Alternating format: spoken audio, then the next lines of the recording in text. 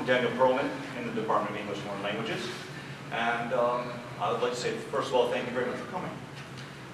So, let's get this going, ladies and gentlemen. I'm just going to introduce quickly the 5 readers, and then we're just going to go in the order that we are in. And then, again, we'll finish with the question and answer. Okay. Ladies and gentlemen, our first reader today is Dr. Gary Wilkins.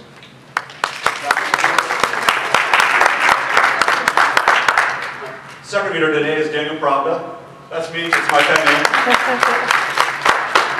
Our third reader is Dr. Jennifer Melia. Our fourth reader, Seneca Lofton. And our fifth, Gila Goose.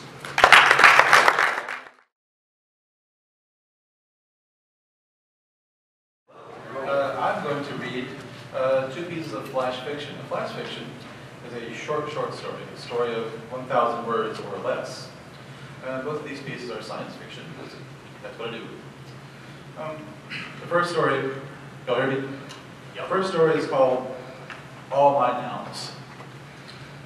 Men were trying to kill Dr. Brian Carraway, but that was not the weirdest part of his week. The weirdest part was that all of these men were him, Brian Carraway. Not exactly like him. They were generally leaner, more muscular, dirty, and sometimes scarred, wearing ragged clothes or something like armor, carrying long knives or strange guns. But their faces were basically his, and from the eyes of each he got a shock of recognition. They were his own. They said nothing to him when they appeared, but immediately tried to wipe him out. The week had begun as one of his best. On Monday, he had received a phone call from the Nobel Committee informing him that he, along with 2 colleagues in the Czech Republic and England, had earned the prize in physics for their experimental confirmation of the existence of parallel universes. Decades of work, years of failure, professional ridicule, and the slow, grueling proving of himself paid off. He had fallen over in his chair and hit his head. It was when he was dashing across campus to tell his wife first that the first Carraway had attacked. He had escaped only through sheer luck, being no fighter. A group of students, rounding the corner of the library, had shouted as the man stood over him, ready to cut his throat. Carraway got one long look into the man's gray eyes, his eyes, before he ran away. The police had interviewed him, filed a report, and told him to be careful. News of the prize broke worldwide, and Carraway had written off the attack as a coincidence and celebrated with family and friends. Then the others had attacked, as he was leaving a studio interview, in his hospital room, and finally in his home. Each time, only luck, a security guard, or another Carraway had stopped the man. To protect his family, he had gone on the run after the last attack. He was in his 50s, out of shape, and had never fired a gun. But now he hid in a cabin owned by his brother, a stolen gun in his sweaty hand, peering out the window at the dark woods. "You forget, Carraway, that we are you. We know where you would hide," came a voice from behind him. Carraway spun to face a near copy of himself, standing in the candlelight in the living room. He pointed the pistol at the man, who did not react. "Who the hell are you?" Said the other Carraway, a long knife in his right hand. "None of us has told you yet, and you haven't figured it out. I'm disappointed, Doctor." Carraway raised the gun in a trembling hand. "What do you mean? Why have you been trying to kill me? Why do you look just like you, save for having led a rougher life?" "Because we are you, Brian, from other world lines, and we're here to take your place, or rather I am." The man moved in. "Stop!" Carraway screamed and tried to aim. I will shoot. Tell me who you really are." "He just did," said another voice. Both Carraways spun to find another one in the room. "You didn't prove the existence of other universes, Carraway the First. You created them and doomed us." The man advanced.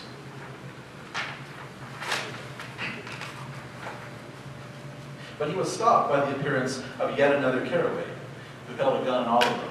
"I will be taking his place, I'm afraid," he said. Carraway looked at each of their faces, lean, haggard, but undisputedly his own. "This is insane, impossible. I was just measuring duplicated particles, and by observing new worlds, brought them into being. It's old physics. The worlds multiplied, each like the first, except in ours, things went much worse than in yours," the first new Carraway said. "Failure, disaster, loss. Somehow only in this world do you reap the rewards of our genius." But how did you get here, Carraway said. Never mind that, said a Carraway none of them had noticed yet. Turning the first several Carraways, so the room was filling up with Carraways, each subtly different from the other. All were intent on killing him and each other to be the only one. As they closed in, knives or guns raised, Carraway screamed and fired wildly. One of the Carraways went down, the others paused. They moved in again, and Carraway began screaming and shooting. Someone disarmed him and stabbed him in the stomach. He fired a final time and blacked out.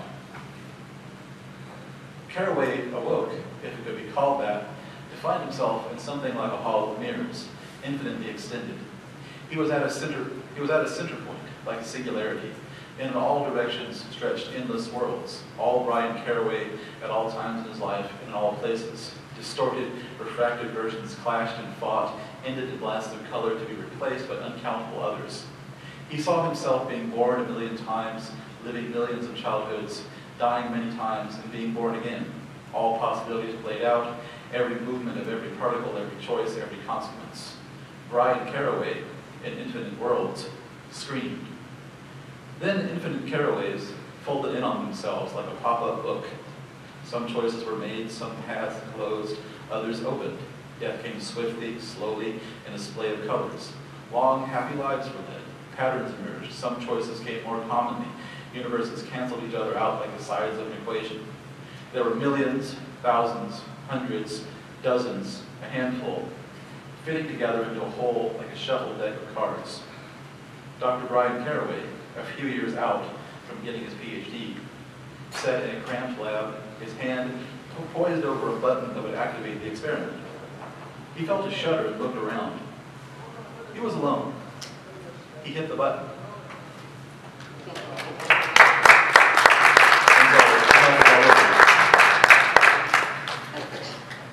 My second and last story is an extrapolation of and a satire on contemporary internet/celebrity/media culture. It's called Blakely's Last Meme. News of the close approach and probable deadly impact of asteroid rocket 380057 entered public consciousness at 2:37 a.m. ET on April 14, 2107. PubConch, the networked nervous systems of billions of consumers all over North America, was immediately flooded with alarm.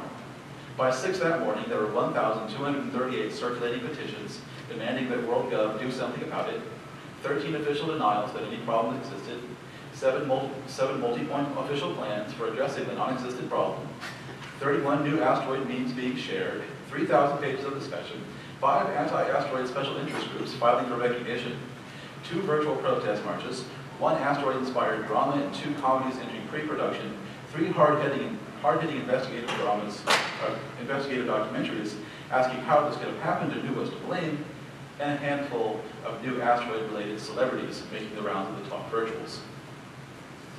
All of this was a particular problem for content pusher Bid Blakely.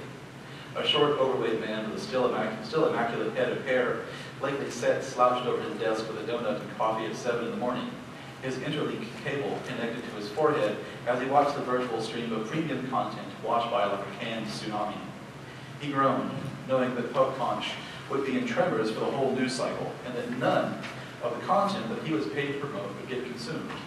Pending planetary destruction was too big a story, and everyone would pay attention, losing he and his content providers trillions of fiats before the wipe at midnight.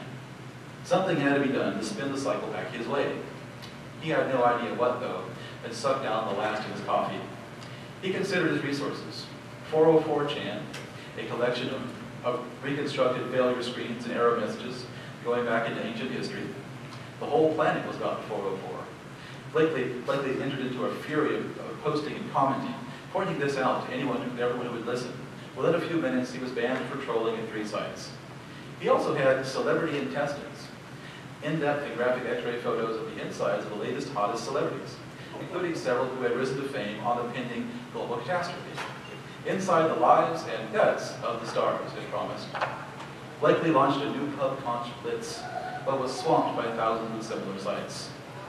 He was falling under fast here. Already his inbox rattled with angry messages from his bosses. He deleted them and focused back on his work. It was 9 in the morning already, and the sitcoms and the drama about the asteroid were streaming their second or third episodes. Blakely wasted several hours watching them and contributing to their wiki pages. Suddenly the interleague cage in which he sat spun like a rolling ball, pinning him to the wall. The bosses reminding him to get back to work. He cussed and searched PubConch for incriminating bids of them, but found none. Fuck, he sputtered, disgusted with himself. He was better than this, an elite pusher. It was already late afternoon, the wipe drawing him closer with every minute. If he was going to make fiats this cycle, he had to innovate, to tie his content to the asteroid in a novel way. He took an hour to troll the news and talk sites, looking for useful information. WorldGov was denying it was all that big, and the conspiracy sites were having a field day. The government planted the asteroid, the government was in the asteroid was actually an alien spaceship. The aliens were rumored to be starring in a new show later this cycle. The alien reality show had already debuted, but required a special subscription password to view, which the government was keeping a secret. Hackers were on the case. Madness, thought Blakely. What no one was doing was looking at the truth of the matter. This thing was about to kill off the entire crop of current celebrities, and no one would be famous for probably days. Whole cycles. This epiphany cracked Blakely in the head like a brick, his hands and mind moving faster than ever before to cross the line from mere pusher to provider. And screw what they were saying about him in the comment sections. His No More Celebs meme was trending all over PubConch in 2 hours. Billions of hits for his vids and pics. The idea of a world with no one famous making him famous. For 3 hours. Then the parodies started, the backlash. Soon the whole idea was debunked. There would always be celebs. Life needed them.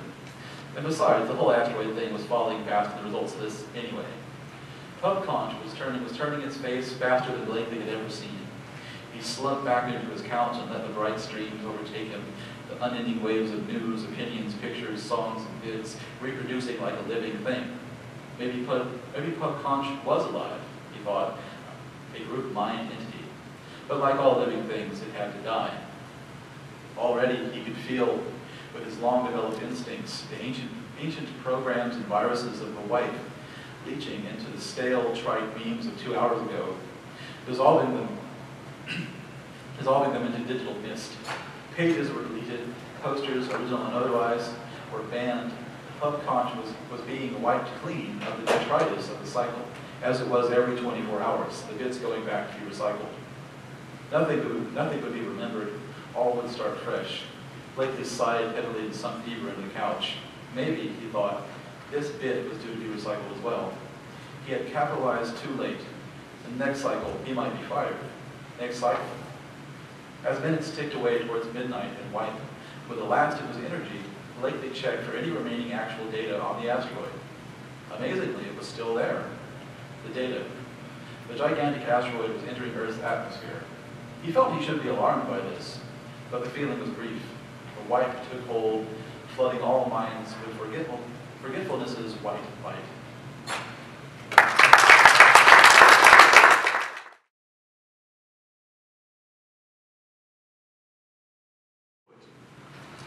My friends are drunk and sleeping. My friends are drunk and sleeping, so I have come to the bridge. I sit a few feet above slow, rolling water, pinch chunks of crusty bread, breathe. Occasional cars clop by on cobble road. Young hearts saunter across, busy with languages and blue jeans. Bikes pushed or ridden rough. It always seems like everyone else has a place to go. I am running out of light. A purple dress passes. If I wanted, I could have a good life. I should cross back and see if my friends have risen.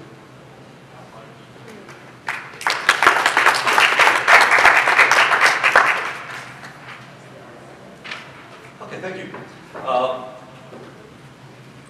I really enjoy writing about basic things and basic places.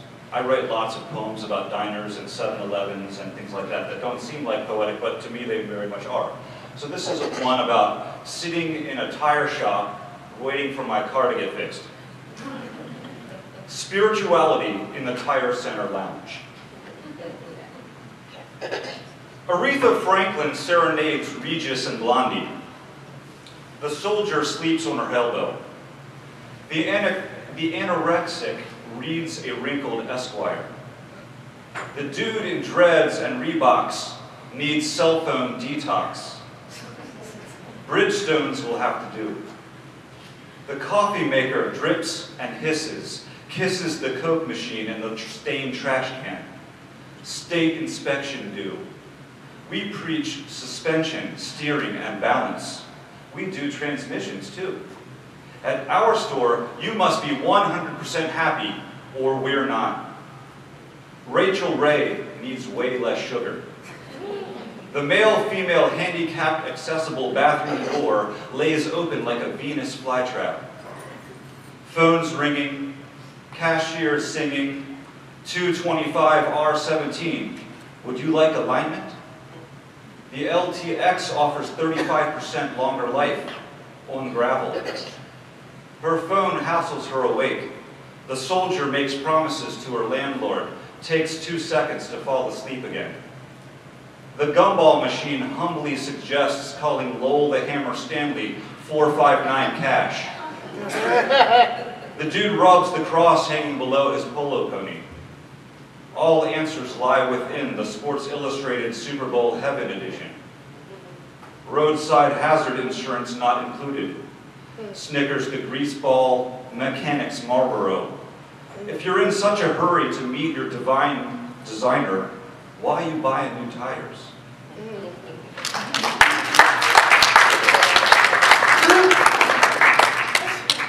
Appreciate it. Here's one from IHOP. It's called IHOP Still Life. And it has an epigraph at the top. And this is, I quoted it from the check. It's literal. If an item was left off of your check, let us know for 10% off your next visit. The waitress with metal balls in her cheeks points out the strawberry pancakes shaped like footballs for only $9.99.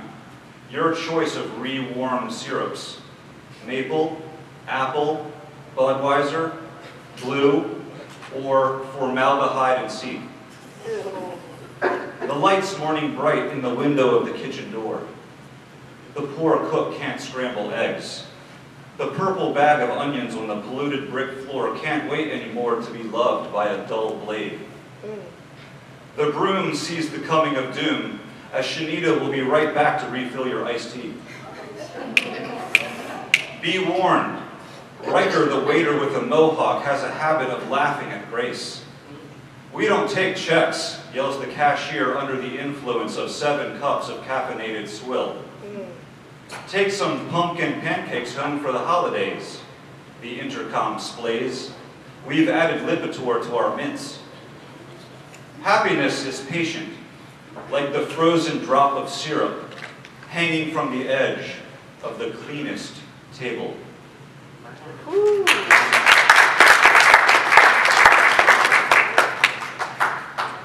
Okay, one more. Thanks, guys. Appreciate you coming out.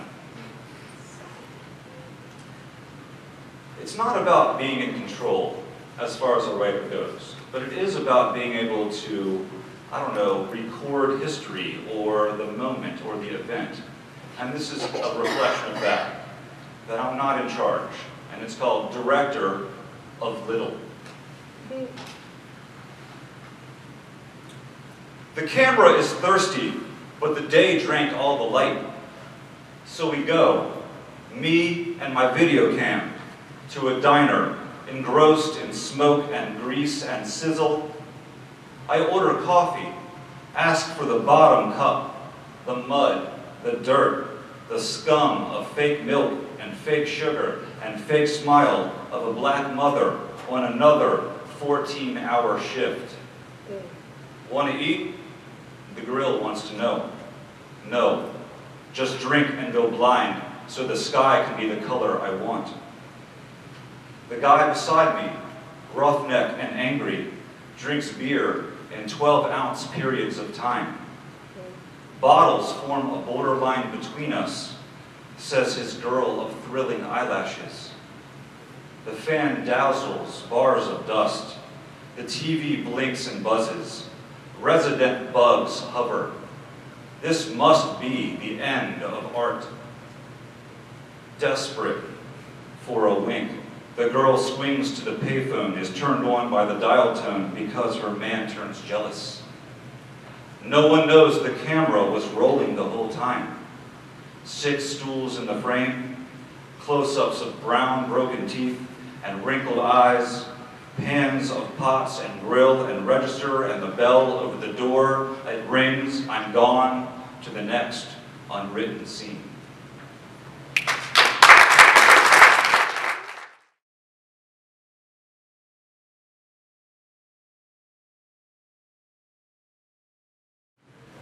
So I'm going to be reading from a work in progress. It's a memoir about my time living and working in Dubai. The sort of temporary title that I'm working on right now is 1001 Nights, an American Woman in Dubai.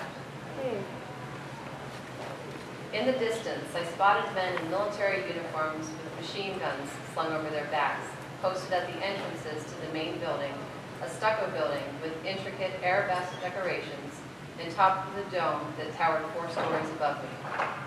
As I walked the last quarter of a mile to the building, I stared at the reflection in the blocks of cracked granite tiles that lined my path, passing by the perfectly manicured palm trees and green grass. I sipped water from my sports bottle as I watched water shoot up from the fountain and land in a large pool in front of the building. Sand bounced off the tiles, hitting the skin of my feet that were exposed by my open-toe white heels. I could see the bright orange hues of the sun setting behind the mosque, creating a mysterious glow around the minaret. The call to prayer bellowing out of the speaker on the mosque could easily be heard for miles in every direction. The grit between my teeth ruined my cinnamon gum. I desperately waded through my oversized coach purse with its ungraded stack of papers and my wooden carved keychain with my name in Arabic script, but I couldn't find my gum wrapper. As I approached the main building, the wind tunnel of hot air between the mosque and the main building didn't make the 110-degree weather any more tolerable. A gust of wind lifted my straw wide-brimmed hat off of my head. I went running after it with my frizzy curly hair covering my face. My hat landed on the granite tiles about 10 feet from the armed soldiers. I bent down, picking up my hat with one hand while using the other hand to keep the high neckline of my Ann Taylor blouse pressed up against my collarbones. I looked straight ahead as I walked through the side entrance of the main building, ignoring the soldiers' glares and passing by the trash can that I desperately needed to throw away my gum. In the building, I tiptoed through the crowd of mostly men and some women wearing their Sunday best, or more accurately in the Middle East, their Friday best. A few men wearing kanduras, long white robes that flowed down to their ankles and exposed their brown leather Arabian sandals. Their white headscarves, or uthas, were secured by black ropes or egals, which were traditionally used by the Bedouins to tie the feet of camels when they were traveling at night. A couple of women were wearing colorful hijabs, or headscarves. I almost ran into a fully covered woman wearing an abaya, a long black robe that flowed down to her ankles, but I managed to make it to the elevator without making any physical contact and was grateful to find a trash can finally to throw away my gum. I held my breath as long as I could in the elevator. The concentrated flower oils of Arabian perfumes made my nose tingle and were enough to make me feel nauseous. Even outside the elevator, I couldn't escape the perfumes of Arabia while navigating a narrow hallway among a crowd of suits, saris, abayas, and kanduras.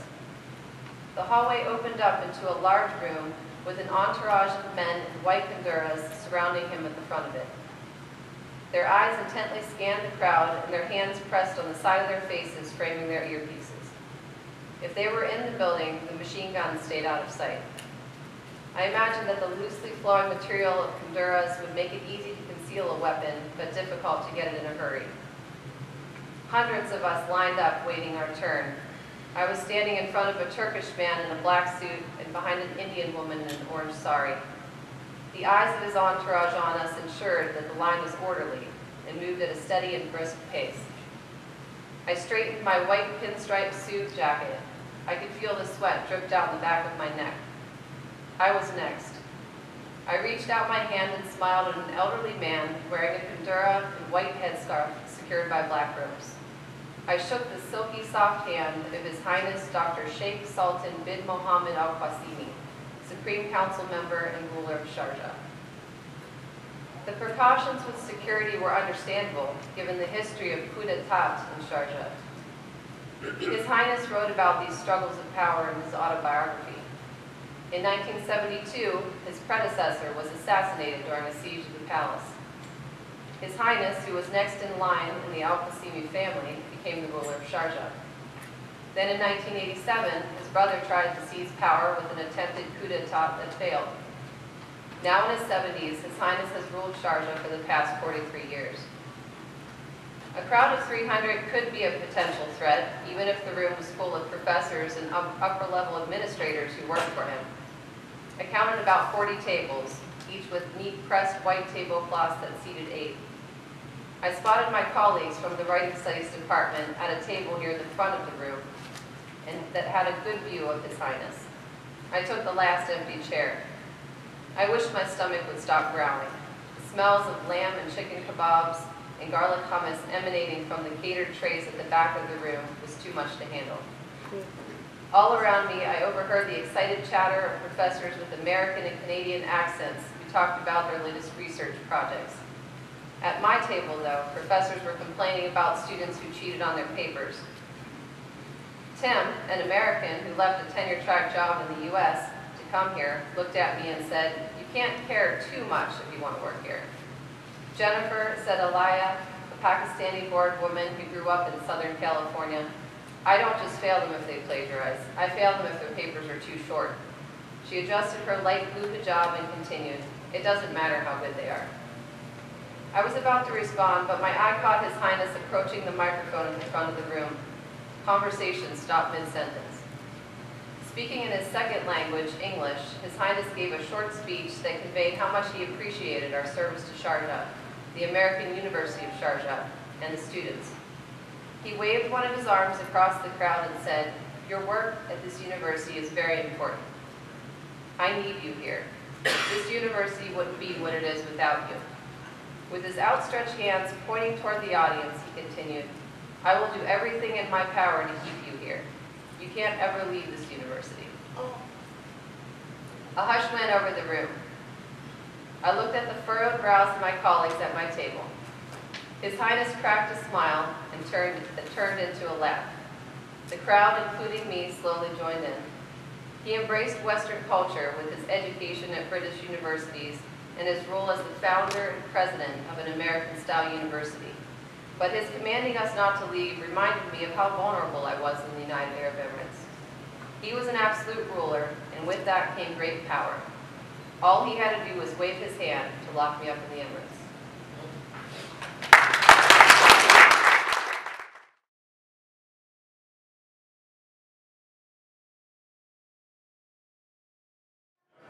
Thank you for having me. It's always a pleasure to celebrate the literary arts, and it's also a pleasure to be celebrating Dr. William Carroll, who this festival is named after. I knew Dr. Bill in his later years. What I do remember about Dr. Carroll was that he was a big advocate of community involvement. He was also a big advocate about using grammar in the proper way, especially within poetry. I have a few poems I want to read, a few poems. The first one I want to read, I submitted to a publication called Revenge. And it was basically about, your own particular interpretation of what revenge means. And last year, a movie came out called Gods and Kings. Some people don't remember that movie. You probably don't. Ridley Scott put it out. It was basically a biblical tale, about Moses, who the lead actor was Christian Bale, who played Moses. The movie ultimately became banned in Egypt. band in Morocco. So this first poem didn't get published. It's called Hollywood Eugenics. It's very short. Clearly, the bottom lines are shallow pockets. History and accuracy fall through rips in fabric, landing on feet that have never walked upon a renaissance. They can't make the movie without racial approval, without salutes from their peers. There are many ways to digest poison. There are many ways fiction can harm social structures that have been built on sand.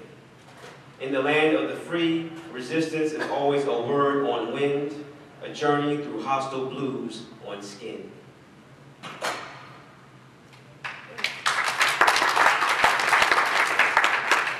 They published this one. This one's less critical. It's called Song of Revolution in Present-Day America. A tune of rage tickles the belly of blue sky. It skillfully forms a fist to fight cultural trends that police communities. Social unrest does not translate into social presence. I peacefully assemble a machine to challenge oppression, to whip malnourished donkeys and elephants. They loudly stomp, but their words are barely audible. I taste their apple pies, and the crust is made with razor blades. Paperback patriotism and broken bodies. The sound of revolution travels from my heart and jumps from the edges of my mouth.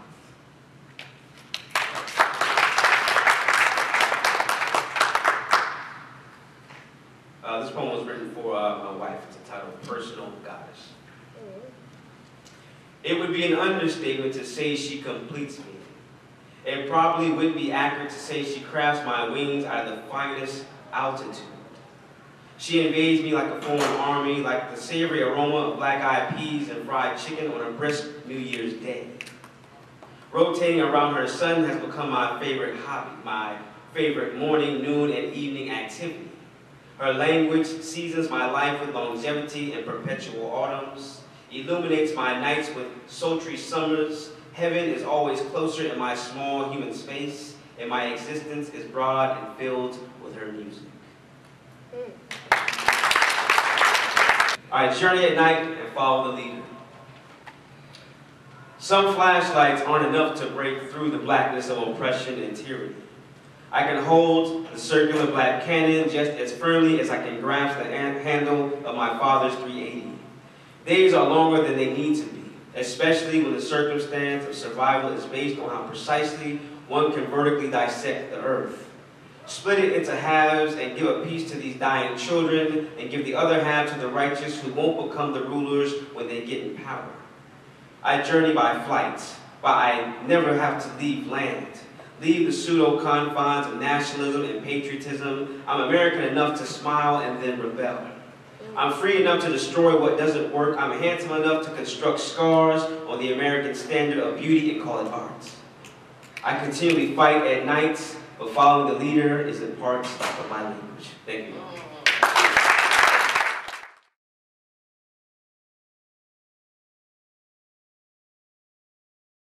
I'm going to read two pieces today. One is a long poem that I call Family Is, and the second was born of an HBCU.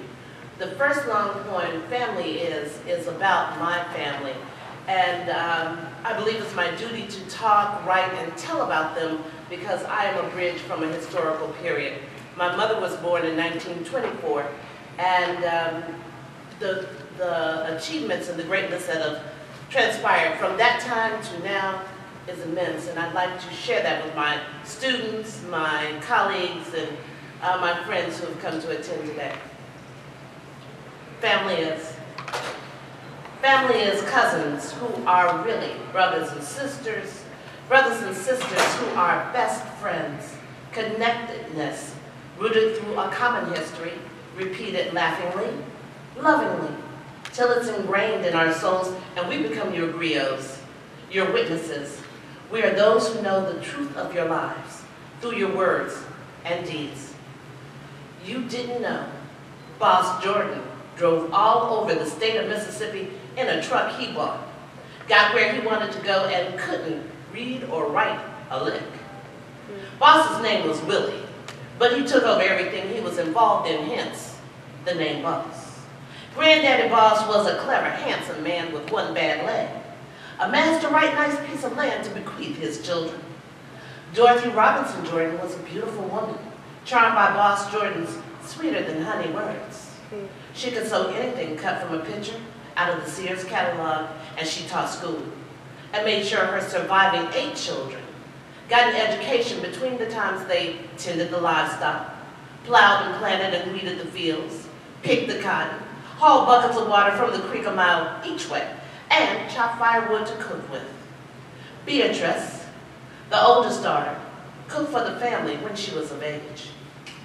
Uncle Lemon told me he acted a fool with my mama one particular day. Now, Lemon acting a fool isn't like regular folks acting a fool. Lemon's foolishness was like everything he did to the extreme. And so B, the kindest woman in the world, who really loved her little brother, moved to the extreme and clocked him upside the head with a frying pan. No, not those sissified Teflon things they have nowadays. One of those old-fashioned, takes 2 hands to hold you, cast iron skillets. He laughed when he told me, eyes full of mirth and a lopsided grin, because he knew I could never imagine such a thing. He said because of that, she was the only one in the family he was afraid of, and he never acted a fool with her again. When I looked to her for confirmation, she looked back, nonplussed, no denial. Neither smiled nor frowned, and I thought to myself, I'll have to use that look one day. I could see her as an adolescent girl putting a piece of paper into the wood stove to see how quickly it browned, to know if the oven was at the right temperature, after the wood had burned down the embers, to cook the biscuits, knowing biscuits and gravy would be all the family had to eat that morning. And Lemon was dancing around her like a boy possessed, while the sustenance they had for the day burned to cinders. Just me and Mama and Uncle Lemon in the back bedroom of Granddaddy Boss's house. Uncle Lemon's real name was Eugene, but they called him Lemon because they said he was contrary and sour. Every time I saw him, he was a damn good time. Grinning and handsome, he looked like my mama.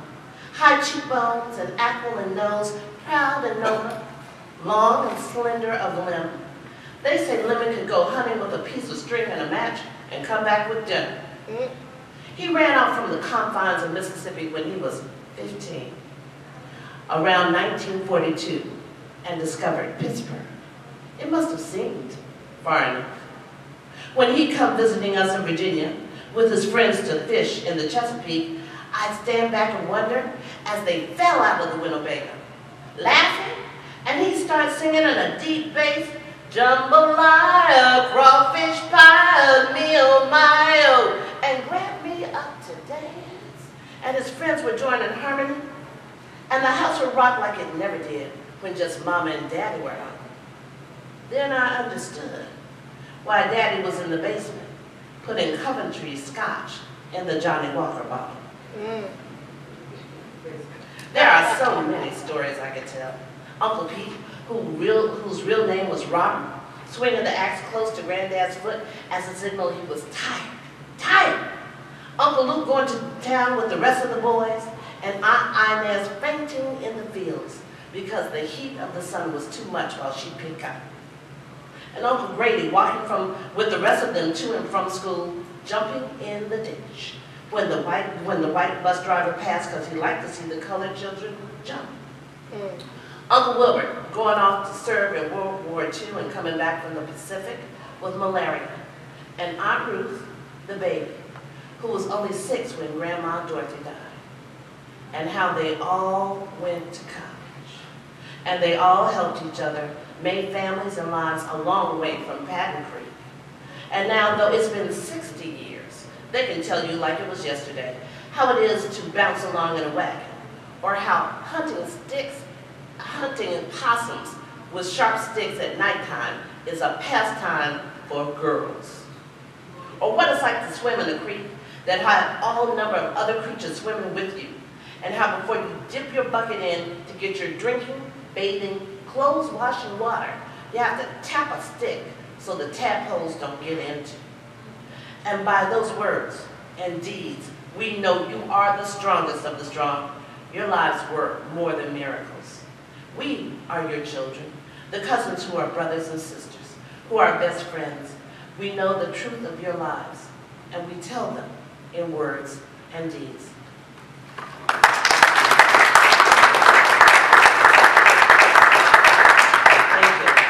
And this last poem is born of an HBCU. I wrote this last year for this very occasion. And I wrote it on the occasion of the historically black colleges and the turmoil that is surrounding us in these days, and how some have forgotten how very important they have been in our history. So this is to remind us. There are those born of a time, almost forgotten, of separate and unequal, of pride and prejudice, of heritage and history, toil and turmoil, triumph and transcendence. We are born of historically black colleges and universities. We are Grambling, Lincoln, Howard and Fisk. We are Spelman, Clark, Morris Brown and Morehouse. We are Hampton, Virginia Union, Norfolk State University.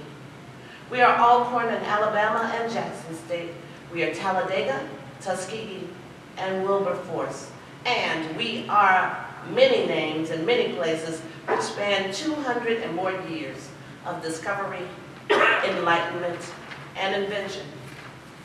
We educated the great minds of the ages: W.E.B. Du Bois, Alain Locke, Zora Neale Hurston, Langston Hughes, Martin Luther King, Sr. and Jr., Thurgood Marshall, Kwame Nkrumah, Mary McLeod Bethune, Toni Morrison, Spike Lee, Oprah Winfrey, and many, many, many, many more. There are those of you who have forgotten, and those of you who have come to believe that the HBCU is irrelevant. These trailblazing alumni of these stellar institutions, irrelevant. Some of you have forgotten the stellar institutions themselves, who educated so many when the ivy-covered doors were tightly closed. But those of us who were conceived and born of them, those who drew first breath from the learned men and women, those nurtured by the physicists, biologists, botanists, linguists, jurists, artists, writers of the great halls of academia, we who were born of the HBCU know why we have a passion for poetry and Picasso, and enjoy the first of the spring to plant a new heirloom rose. And find it fascinating that the mind, your mind, has the capacity to envision light years of exploration. It is because we were born of an HBCU. Thank you.